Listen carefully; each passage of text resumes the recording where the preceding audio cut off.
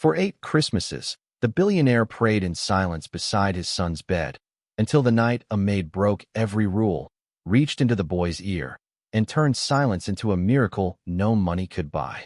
Welcome back to Tales of the Fireplace family. Here, we share stories that remind us of one truth. Love and loss touch every soul, no matter who we are.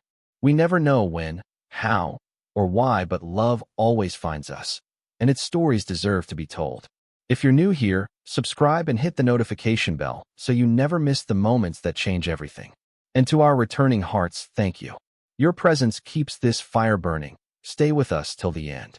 Share your thoughts, and tell us where in the world you're watching from. Let us continue. Washington, D.C. dressed itself in lights every December, as if trying to convince the world that warmth still existed.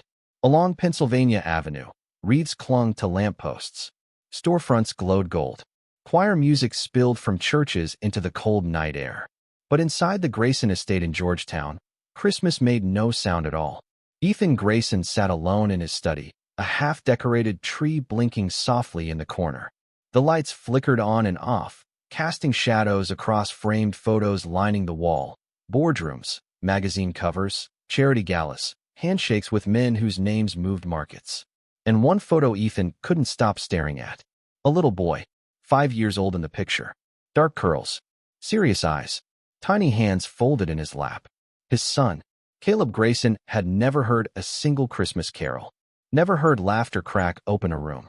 Never heard his father say, "I love you." Ethan loosened his tie, rubbing his face slowly. Outside, snow fell in quiet sheets, blanketing the city in peace it never brought into his home. 8 years, 8 doctors, 8 countries, the world's best hospitals. Every expert had said the same thing. Congenital deafness. Permanent. Unchangeable. Accepted. Ethan Grayson didn't know how to accept silence when it was the only thing filling his house. He stood and walked toward the hallway where the servants had already learned to step lightly, as if noise itself might offend him. Caleb's room door was cracked open. Inside, the boy sat cross-legged on the floor, lining up toy trains with careful precision. Ethan watched from the doorway. Caleb paused, reached up, touched his right ear. Just for a second. Then he winced. Ethan's chest tightened. He stepped forward, then stopped himself. He always did. He told himself doctors had already looked. That nothing was wrong. That pain was imaginary. That hope was dangerous. So he turned away, letting the silence swallow him whole. Across the city, in a cramped basement apartment in southeast D.C., Naomi Brooks folded a worn winter coat for the 3rd time. Her grandmother slept on the couch, oxygen machine humming softly beside her. The TV flickered with a Christmas commercial Naomi wasn't watching. Past due notices sat on the kitchen table like accusations. Naomi exhaled slowly and pressed her palms together, whispering a prayer she'd said too many times to count. Just give me one open door. I don't need easy. I just need enough. At 28, Naomi had learned how quickly life could shrink. No college degree. 2 jobs lost after caregiving conflicts. Medical bills she didn't fully understand. Dreams she packed away like summer clothes she might never wear again. Her phone buzzed. Housekeeping position, private residence. Immediate start. Live out. Holiday hours available. She stared at the message. Georgetown. Billionaire address. The kind of place people like her cleaned but never belonged. Naomi swallowed. Yes, she typed back. I can start tomorrow. The next morning, snow crunched beneath Naomi's boots as she stood before iron gates taller than anything she'd ever owned. The Grayson estate rose behind them, brick, stone, old money elegance. Beautiful. Cold. A woman with sharp eyes and sharper posture met her at the door. "Mrs. Hale," she said briskly. "Head housekeeper. We keep things quiet here, especially around the child." Naomi nodded. "I understand." Mrs. Hale studied her for a moment. "This is not a place for curiosity or heroics. I'm just here to work," Naomi said softly. They walked the halls in silence. Naomi felt it immediately. The heaviness, the way sound seemed to die before it could travel. Then she saw him. The boy. Caleb sat near the window, snow reflecting in his eyes. He didn't look up as they passed, but Naomi noticed something that made her slow her steps. He touched his ear, winced. Again, Naomi's heart skipped. She'd seen that before. In her younger brother. In a child everyone said was fine, until he wasn't. Mrs. Hale cleared her throat sharply. Eyes forward. Naomi obeyed. But something inside her didn't. As she followed down the hallway, she felt it, the quiet pull of something unfinished. Something waiting. Outside, church bells rang across Washington, D.C., calling families home. Inside the mansion, two broken worlds were quietly moving toward each other. And neither of them knew that before Christmas morning came, silence would be challenged, and love would be tested. Have you ever noticed something everyone else overlooked? Something that changed everything? Tell me in the comments where you're watching from tonight. The first sound Naomi noticed inside the Grayson estate wasn't a voice.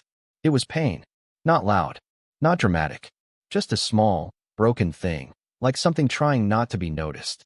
She was polishing the banister outside the sunroom when she saw Caleb again. He sat alone at the long window bench, legs tucked under him, toy train balanced on his knee. Snow pressed against the glass like the world was trying to get in. Naomi slowed without meaning to. Caleb lifted his hand, touched his right ear. This time, the wince didn't fade quickly. His shoulders tensed. His lips pressed together, fighting something that wanted to escape. Naomi's breath caught. She had been warned. No curiosity, no heroics. But her feet moved anyway. She knelt a few steps away, keeping her hands visible, her body low so she didn't tower over him. Slowly, she tapped her own chest and smiled. Naomi, she said softly, even though she knew he couldn't hear her. Caleb looked up. Their eyes met. Something flickered there, surprise, then caution. He glanced toward the hallway, toward the places adults came from. No one was watching. Naomi gently mimed a question, pointing to her ear, then to his. Caleb hesitated. Then, almost reluctantly, he nodded. His hand trembled as he touched his ear again. Naomi's chest tightened. This wasn't imagination. This wasn't habit.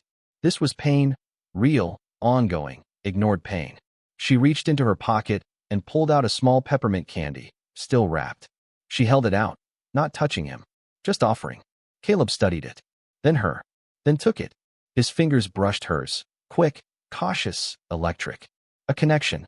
That night, Ethan Grayson stood outside Caleb's door longer than usual. He heard nothing. Of course not. But when he peeked inside, he saw his son asleep with the peppermint wrapper clenched in his fist like a secret. A faint smile curved his mouth. Ethan frowned. Caleb hadn't smiled in days. The next morning, Naomi folded laundry in the east wing, her thoughts tangled. She kept seeing Caleb's face, the way he flinched, the way he trusted her just enough to say yes without words. She remembered her brother, Isaiah. Doctors had said his headaches were stress, growing pains, anxiety. They were wrong. By the time someone finally looked closer, it was too late. Naomi pressed a hand to her chest, steadying herself. Don't project, she told herself. This is different. But when she passed the sunroom again, she saw Caleb bent forward, both hands pressed tightly over his ear, rocking slightly. No one else noticed. The housekeeper passed by with a clipboard. A security guard walked the corridor. A tutor waited in the next room. No one saw. Naomi knelt beside him again, heart pounding. She signed slowly, carefully, simple gestures she remembered from community classes long ago. Does it hurt? Caleb nodded. Hard. Naomi swallowed. She pointed gently. May I look? Caleb froze. Fear crossed his face. Not of her, but of memory. Doctors. Cold rooms. Hands that hurt and never helped. Naomi shook her head quickly, palms open. No pain. I promise. He studied her for a long moment. Then, slowly, he leaned toward her. Just enough. Naomi tilted his head slightly toward the light spilling through the window. And then she saw it. Deep inside his ear, something dark. Dense. Wrong. Her breath stopped. This wasn't nerve damage. This wasn't invisible. This was there. How? She whispered, forgetting herself. Caleb pulled back quickly, panic flaring. His hands flew up, signing fast, frantic. No doctors. Please. Naomi's heart shattered. She nodded, fighting tears. Okay. I won't. But the moment had already detonated inside her. Because now she knew. And knowing changed everything. That evening, Ethan received an email confirming yet another specialist appointment, another flight, another scan, another explanation that would end in silence. He closed his laptop and stared at the Christmas tree lights blinking uselessly. Across the house, Naomi sat on her bed, Bible open but unread, staring at her shaking hands. Two people, one truth, and a silence that had just cracked. If you were in her place, no authority, no permission, would you risk everything to help a child in pain? Naomi didn't sleep that night. Every time she closed her eyes, she saw it again. That dark shape lodged where sound should be. She replayed the moment from every angle, questioning herself. What if you're wrong? What if you imagined it? What if touching him ruins everything? She turned onto her side, staring at the faint glow of her phone. A voicemail from the nursing home blinked unread. She didn't need to open it to know what it said. Balance overdue. Decisions pending.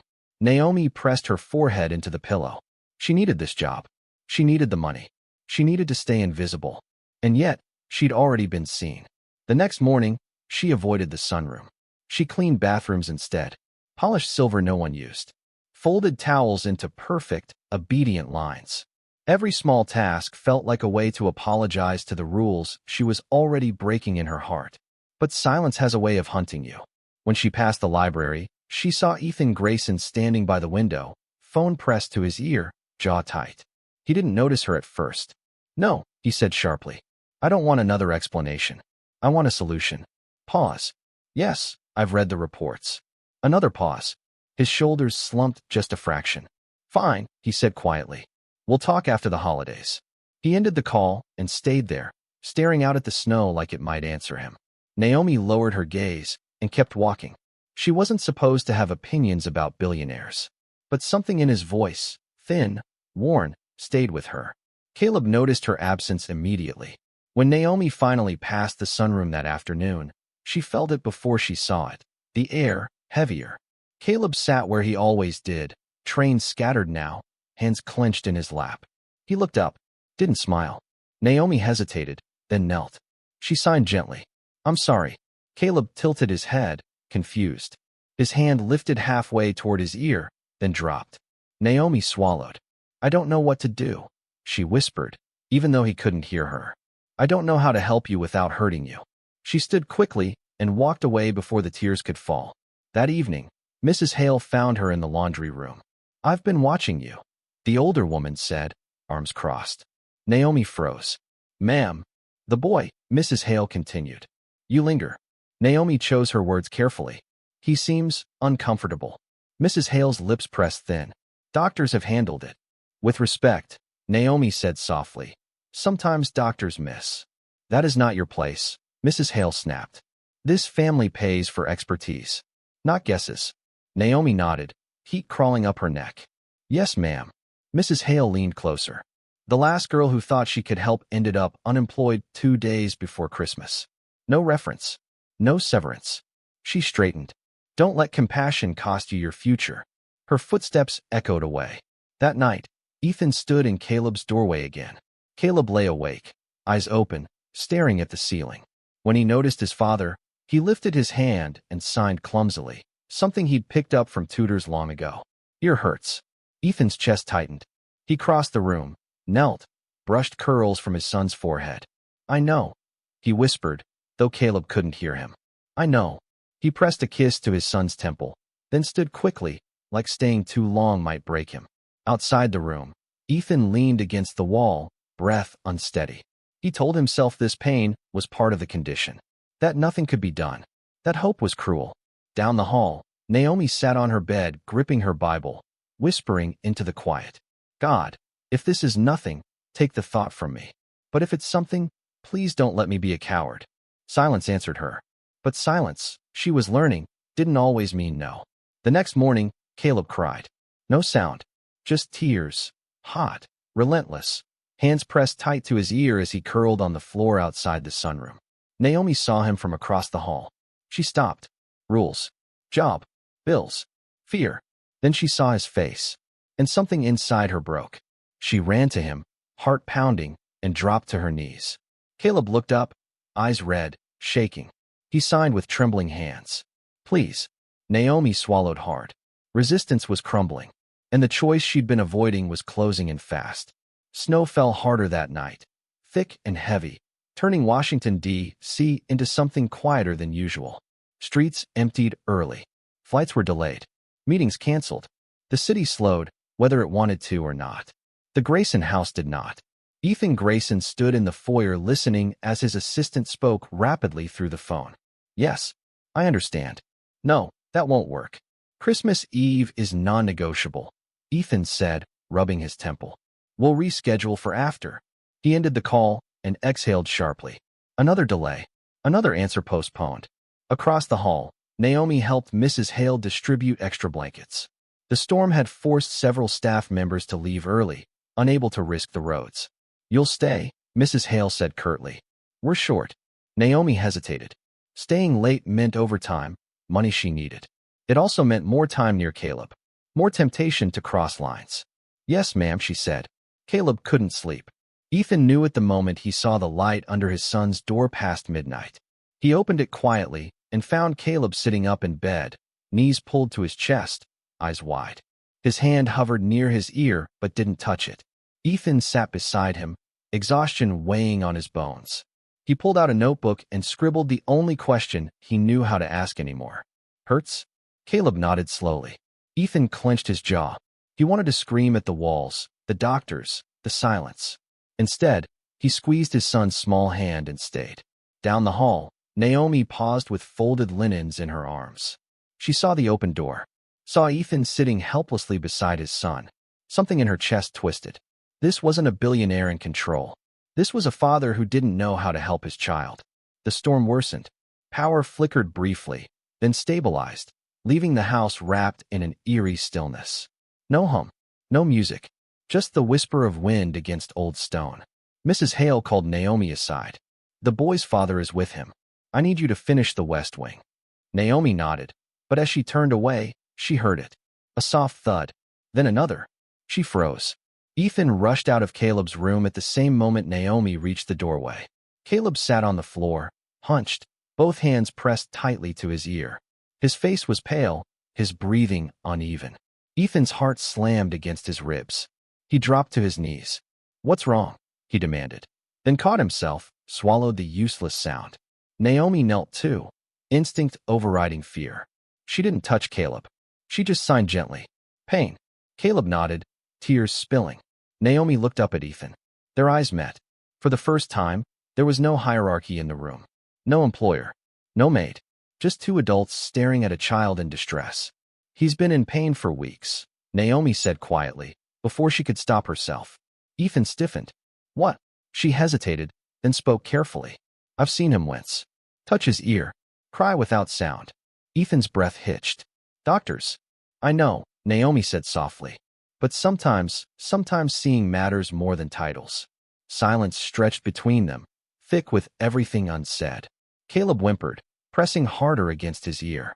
Ethan looked down at his son, then back at Naomi. Can you stay? He asked, voice rough. Just sit with him? It was the first time anyone in this house had ever asked her instead of ordered. Naomi nodded. Of course. They stayed there together on the floor. Ethan held Caleb's hand. Naomi signed calming motions, slow and steady. She told a quiet story with her hands. Snow falling, trains traveling, a boy reaching home. Caleb's breathing gradually slowed. Ethan watched, something loosening inside him.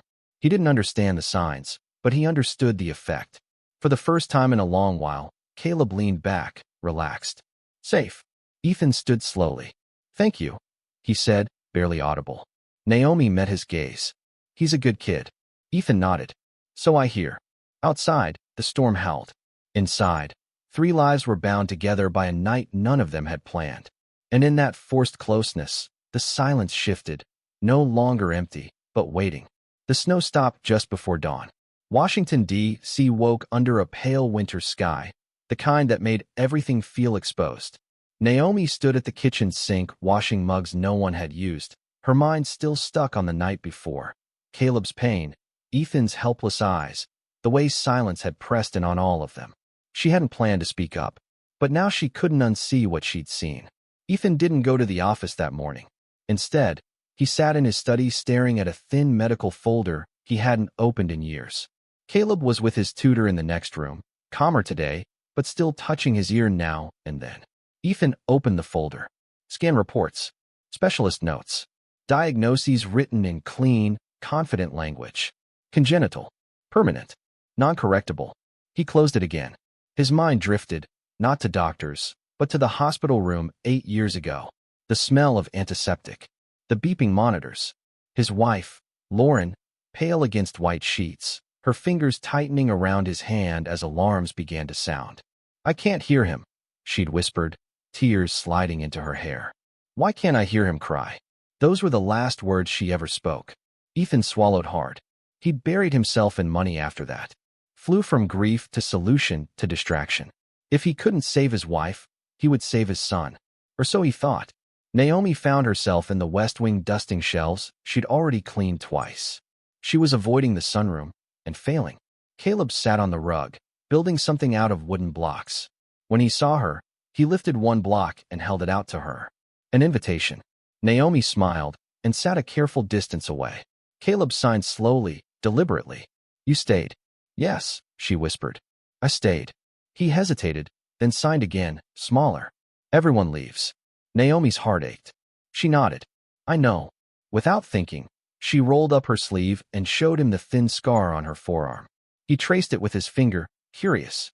"My brother," she said softly. "He was sick. Doctors said it was nothing." Caleb looked up. "I'm serious." "They were wrong," Naomi continued. By the time they listened, it was too late. Caleb pressed his palms together, the sign he used for safe, but this time, it was offered to her.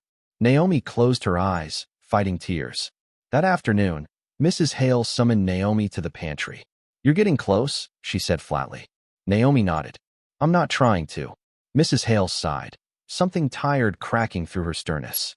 "You think I don't see it? You think I don't care about that boy?" Naomi looked up, surprised.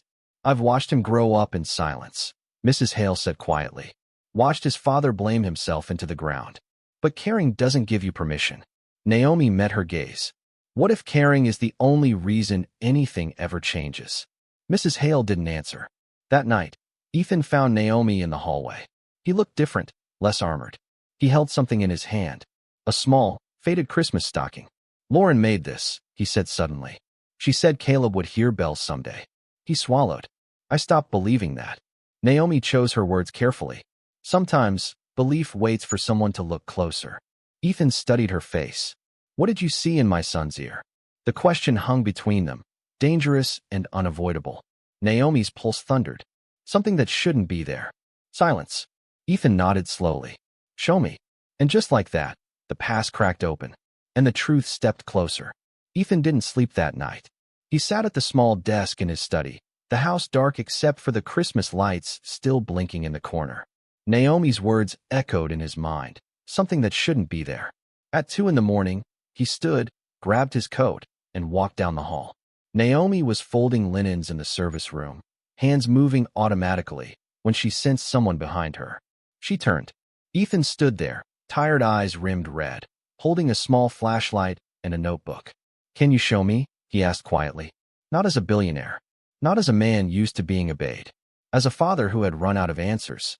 Naomi's throat tightened. "I don't want to give you false hope. I've lived with no hope for 8 years," he replied. "I can survive a little truth."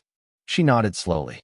Caleb sat between them on the couch in the sunroom, wrapped in a blanket patterned with reindeer. The Christmas tree reflected faintly in the window glass. Naomi knelt in front of him, speaking gently, signing each word with care. "Your dad wants to look. Only look. No pain." Caleb glanced at Ethan, hesitated, then nodded. Ethan held his breath as Naomi angled the flashlight, her movements steady, respectful. He leaned closer, and then he saw it. Dark, dense, clearly defined. Ethan's stomach dropped. His voice broke. "That's real." Naomi nodded. "I've seen this before. In my cousin. Doctors said he'd never hear. But it was just blocked." Ethan pressed a hand to his mouth. For the first time in years, the silence didn't feel permanent. Over the next few days, something shifted in the house. Ethan stayed home more.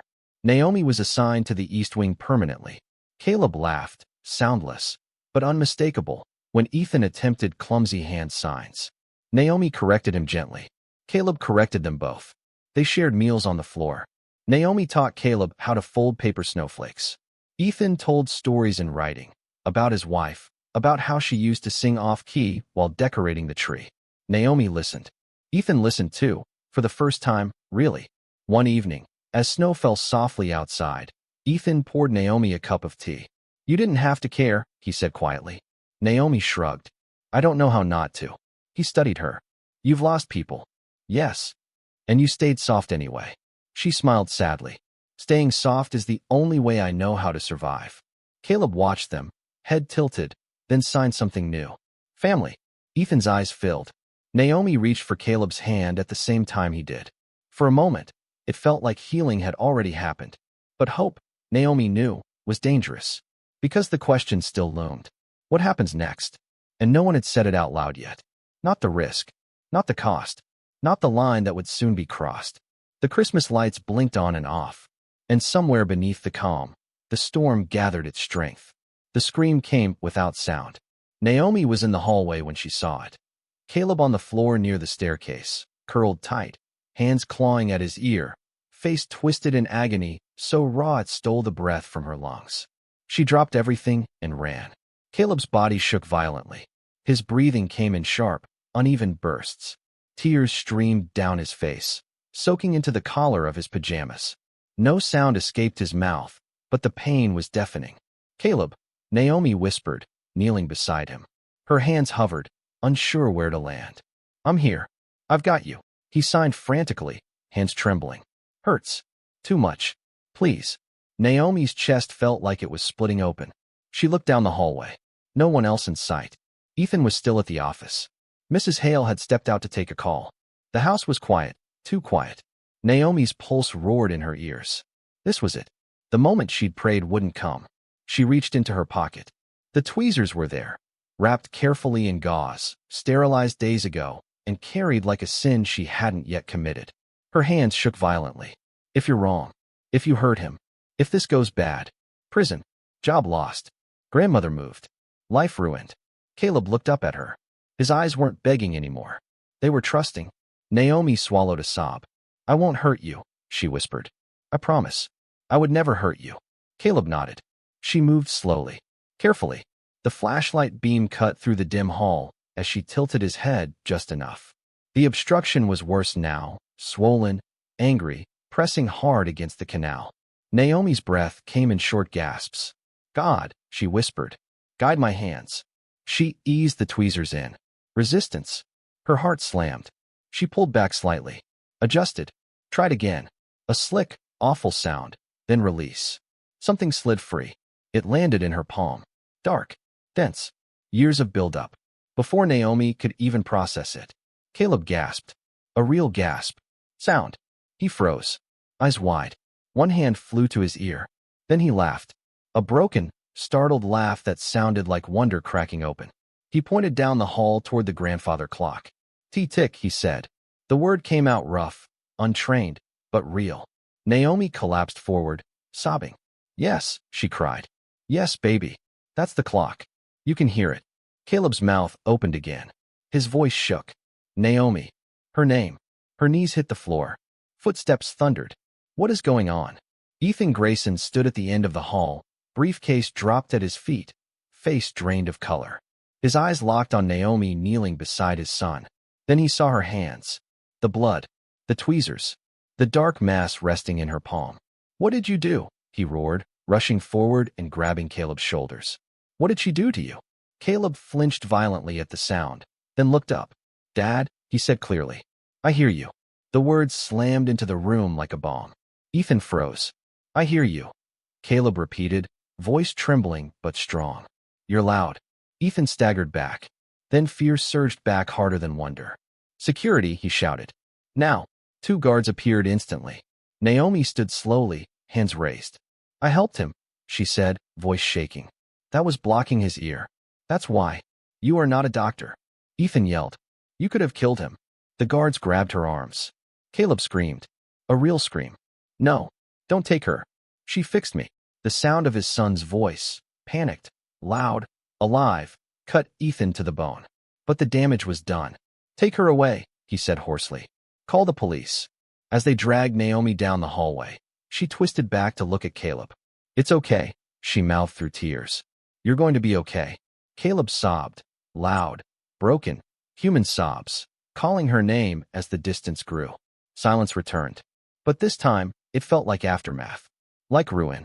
Naomi sat alone in the security office, hands folded in her lap, blood long since washed away, but guilt still clinging to her skin like cold. She wasn't crying anymore. She'd cried when the guards dragged her down the hall. She'd cried when the door shut behind her. She'd cried when the word police was spoken like a sentence. Now she was still. She bowed her head, whispering softly, "Please let him hear tomorrow. Please let it stay." She didn't pray for herself. At Georgetown University Hospital, the hallways buzzed with urgency. Doctors swarmed around Caleb.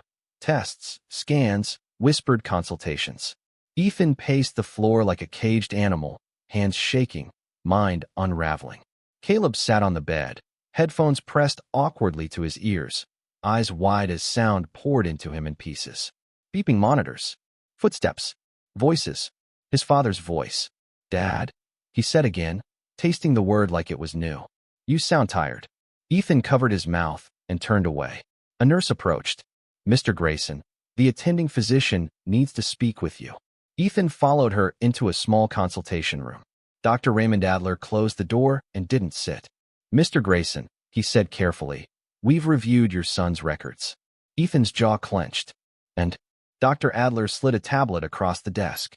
A scan appeared on the screen, old, dated 6 years back. A red circle glowed on the image. "Dense obstruction," the doctor said quietly. "Right ear canal. Recommended for immediate removal." Ethan's blood turned to ice. This was seen before. Dr. Adler nodded.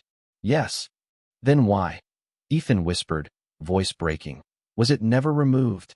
Silence. Not the peaceful kind. The kind that confesses everything. Ethan stumbled back into the chair. They knew. They'd known for years. The appointments. The flights. The endless protocols.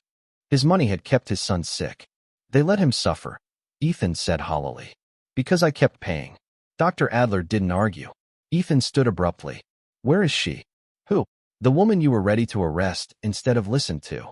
Naomi looked up when the door opened. Ethan Grayson stood there, but not the man who'd shouted for security. This man looked stripped bare. "Victoria," he began, then stopped. "Naomi." She stood slowly. "Sir, I can explain." "No," he said hoarsely. "You don't need to." He walked toward her. And then the billionaire, the man who owned buildings and boardrooms in people's silence, did something no one had ever seen him do. He dropped to his knees. "I am so sorry," he whispered. "I was wrong." Naomi froze. "They knew." Ethan continued, tears spilling freely now. "The doctors saw it years ago. They left it there. I trusted money and titles instead of paying attention." His voice cracked. "You saved my son." Naomi's knees trembled. "I just loved him." Ethan shook his head. That was everything. He stood slowly, extending his hand. "Come meet him," he said. "He's been asking for you."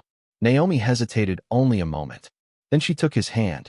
When they entered the hospital room, Caleb turned at the sound of the door opening. He saw Naomi. His face lit up like Christmas morning. "I can hear music," he said proudly. "And machines. And you." Naomi dropped to her knees and opened her arms. Caleb ran into them. Ethan stood watching, hand pressed to his heart, understanding finally settling in. The choice had been made. Not pride. Not fear. Truth. Christmas morning arrived quietly in Washington, D.C. Snow dusted the sidewalks like powdered sugar. Church bells rang down distant streets. Somewhere nearby, a choir practiced off-key hymns, their voices spilling into the cold air without apology. In a private hospital room overlooking the city, Caleb Grayson sat cross-legged on the bed, headphones slightly too big for his head, eyes closed in total concentration. Music. Not just noise, but rhythm, melody, feeling. He lifted one side of the headphones and grinned. "It's like pictures inside my ears," he said, words still uneven but growing stronger by the hour. Naomi laughed softly. "That's a good way to put it." Ethan stood near the window watching them, a paper cup of coffee cooling untouched in his hand. He had slept maybe an hour, but he felt more awake than he had in years. For the first time, his house, and his heart, wasn't silent. Doctors cleared Caleb that afternoon. The obstruction was gone. No permanent damage. With therapy, sound would come more naturally each day. The prognosis was written in words Ethan had never seen before. "Excellent recovery expected." Ethan read it twice. Then a third time. He looked up at Naomi. "I'd like you to come back to the house." Naomi hesitated. As staff, Ethan shook his head. As family, if you'll let us. Her breath caught. I don't know what that looks like, she admitted. Ethan smiled faintly. Neither do I. But I'd like to learn. Caleb tapped her arm excitedly and signed, stay. Naomi nodded, tears slipping free. Okay, I'll stay. That evening, the Grayson house glowed for the first time in years. Music played softly through speakers. Real music. A Christmas tree stood fully decorated now, ornaments catching the light. Laughter, awkward, joyful laughter, bounced off the walls like something rediscovered. Caleb sat on the floor, tearing open presents with wild enthusiasm. Paper is loud, he announced proudly. Ethan laughed through tears. Naomi watched them, heart full and fragile all at once. Later, as snow fell again outside, Ethan handed her a small velvet box. Inside was a simple gold necklace. No diamonds. No excess. I don't know how to repay you, he said quietly. Naomi closed the box gently. You don't repay love. He nodded. Then let me protect it. Just before midnight, Caleb tugged Ethan's sleeve and signed something new, something careful. Can she stay forever? Ethan knelt and pulled his son close. Yes, he said, voice breaking. As long as she wants. Caleb turned to Naomi and spoke slowly, deliberately. Thank you for hearing me. Naomi knelt and hugged him tightly.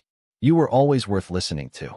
Outside, snow continued to fall over Washington, D.C., covering the city in quiet beauty. But inside the Grayson home, silence no longer meant absence. It meant peace. And sometimes, miracles didn't come from money, medicine, or magic. Sometimes they came from someone willing to kneel, to look closer, and to love louder than fear. Do you believe miracles still happen through ordinary people? Tell us in the comments, and let us know where you're watching from this Christmas. What would you rate this story from 0 to 10? And where in the world are you watching from? Drop your country in the comments. Let's build a global community rooted in kindness, love, and second chances. If this story touched your heart, please subscribe and share it with someone who would enjoy it too.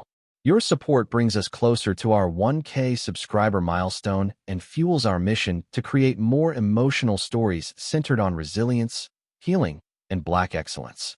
Thank you for being part of this journey with us. Your presence truly matters.